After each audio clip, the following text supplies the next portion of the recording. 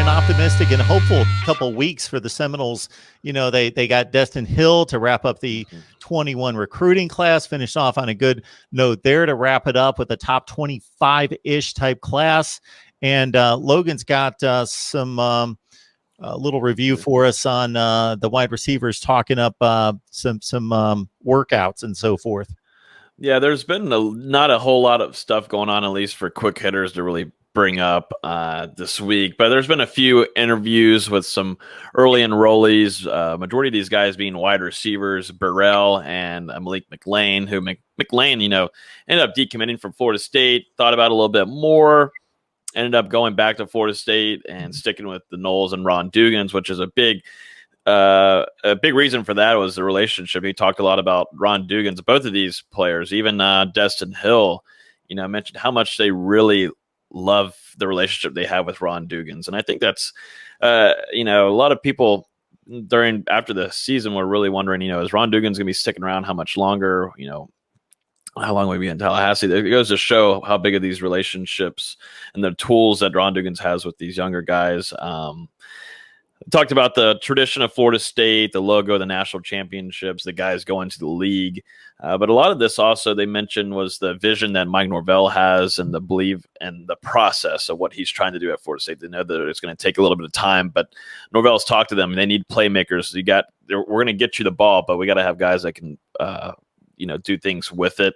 I know Destin Hill, after his commitment or his signing with Florida State, he mentioned that he has a great relationship with Mike Norvell, and he wants to believe and he trusts the process that Mike Norvell has in store here at Florida State. So a lot of these interviews lately, you can see more of football talk than anything. A lot of guys that don't have a big ego on them. That's something that kind of you'd like to see as in a culture in the locker room that has been wrecked. And you talk about the wide receivers, of course, the man who will be throwing them the ball more than likely come the first game against Notre Dame, McKenzie Milton, the transfer from UCF, much heralded so far. If we could pull up that video, Logan, obviously they put their video on Twitter this week showing a lot of the guys working out, the climbing Logan's going to play it for. Now we're going to see Milton. You'll be able to see him by the giant-ass knee brace that he's wearing.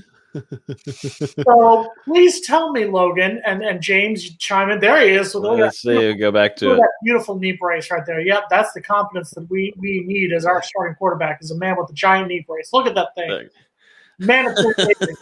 So please, Logan and James and Mark, you can jump in obviously as well. Pull me down off the ledge. Tell me why I should not be concerned that this man right here, that Lieutenant Dan at quarterback, is going to be our starter against Notre Dame. Right here. Got it. Okay. This right here. This right here. This right here. This looks fine to me. I don't see anything on it. One of his best capabilities, his best talents is throwing the ball his arm.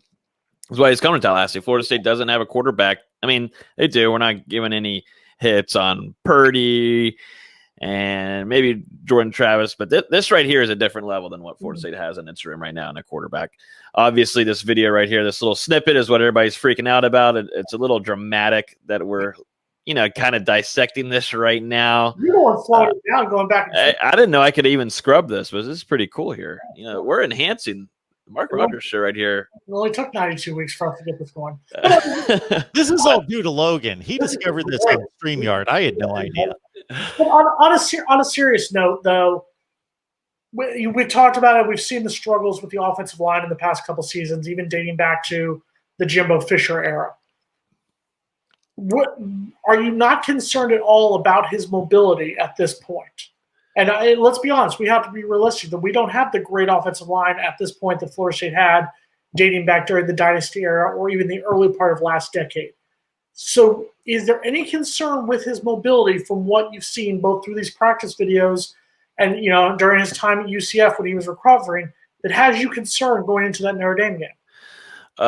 Not in February, not this early on. Obviously, this is a video people are afraid. The only reason I'm showing it is because I'm making fun of the people that are freaking out about it on Twitter. Everything's going to be okay. There was a video of him last year actually torching UCF's defense during practice and made a touchdown throw while running away from a defensive lineman. Looked perfectly fine.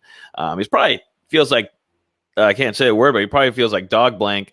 Conditioning sucks. I would hate wearing a brace. So I had to wear a brace after tearing my ACL. It's heavy. It sucks. You don't know, like, when can I get the friggin' thing off? There's been videos of him leaked that he's been working out without the brace. They got to have it on here for video for his doctor, but it doesn't worry me too much. Obviously, Florida State's offensive line woes and whatnot in here and there, but let me have a little bit of spring first. Let me get a spring game, and then we'll start talking worrisome about his mobility. But like I said, this right here, so this arm right here is why he's in Tallahassee. He's not here to run. If you want someone to run, then Jordan Travis, you throw Jordan Travis in. You want this guy right here who's going to get those playmakers that we talked about, those wide receivers, the ball.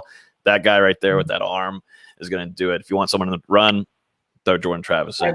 As long as he doesn't pull a Dan Kendra in the spring game back before the '98 season, that's all I'm asking. For those of you new timers like Logan, you don't remember, Dan Kendra tore the hell out of his knee before during the 1998 spring game, and a guy named Chris Winkie came in. Well, who knows at this point? No, once again, I want McKenzie Milton to succeed. I want to be proven wrong on this point.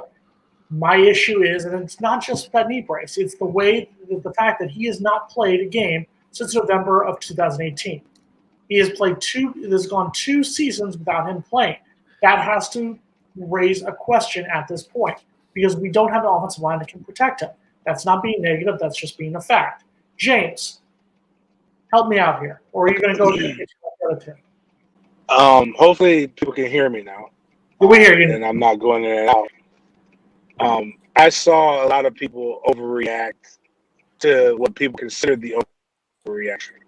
And I made a similar, all I made the comment was that he's not 100% and he's nowhere near the percentage of what he's saying.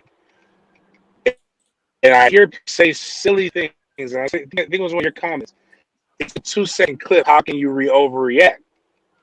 We're in combine season.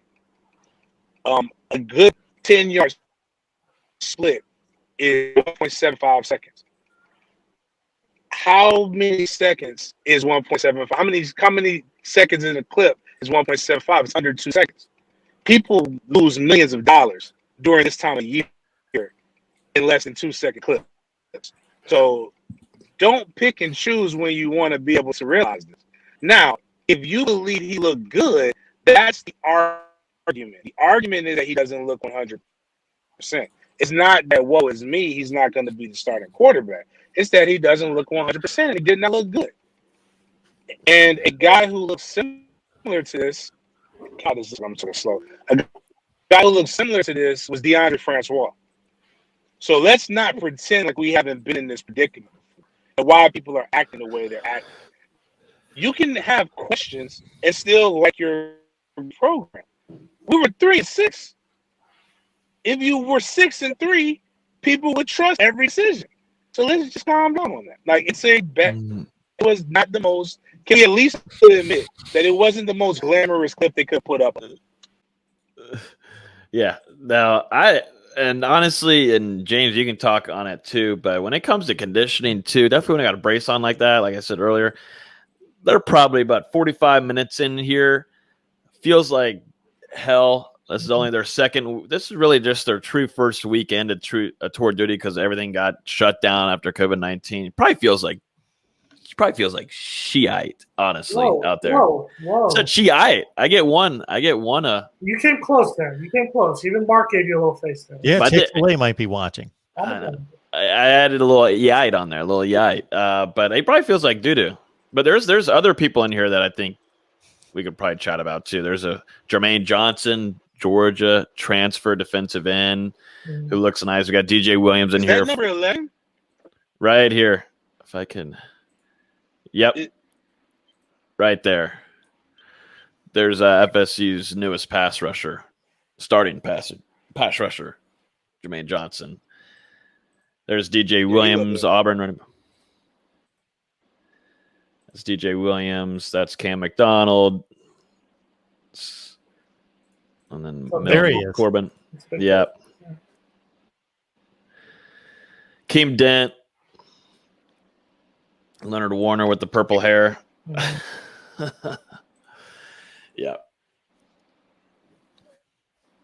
All good stuff there. All good stuff. Great content. Logan. Man, we got technology. We have got technology. We know how to share screens. Look at us. Look at us, America. We're big time now. I think it's 92 episodes. Just to go back to the McKenzie Milton thing real quick, it's just like I was telling one fan, like, that's what I do. Like, I'm a part-time journalist. I was full-time sports performance trainer. Southeast Orthopedic here sends me kids that I charge $150 an hour to do reconditioning for on their knees. So, like, I can tell a lot from a clip because I've seen about 200 kids who have come off of various knee injuries, ACL, meniscus, patella tendon. Like, it's a concern because it's been 2 years. So, I mean, that's just where it's at. But to take you off the ledge like you originally started, here's the reason why you shouldn't be on the ledge, because it's February 10th. Like, if he's still running like he's got like some gum on his shoe in August, then okay, I'm a little bit more concerned, but I think he'll be fine. And I think Logan's right to an extent where he says that we need to see him in the spring game. That's the big thing, and see how he performs come April 10th inside Doak Campbell Stadium. That's where we're going to see more. If he plays like crap in that game, it's time to worry. If he can come out and look like somebody who can stand a 60-minute game, then I'll back down off the ledge. Justin Fields was pretty effective in the college football playoffs. Really, the last 5 games of the season in 2019, I don't necessarily know that the brace was that bulky, but it was pretty significant. Mm-hmm. Yeah, I'm just glad he's able to go through drills like this and not be hindered, or sometimes they have to wear different jersey colors to sit out, or green jersey. I'm just glad that he's able to go through the same workouts as everybody else. So I think that's a solid sign to see. If anybody wants to be positive about it, be optimistic. And Logan's right though. Like, having a knee injury like that, or just any kind of injury, if you're 45 minutes into this later in the thing, like, it's probably stiff. It's probably a little bit tight. But I mean, again, like we've talked about it on this show, sports information at Florida State hates Florida State. They always show stupid clips like this. All of this could have been avoided by just not showing this clip. I'm sure McKenzie. I'm sure there was probably plenty of film on McKenzie Milton doing different drills.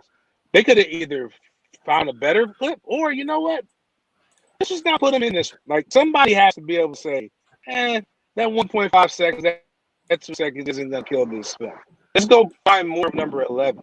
So that people can get excited. Because number 11, I'm afraid to say he's good because the last number 11 looked good.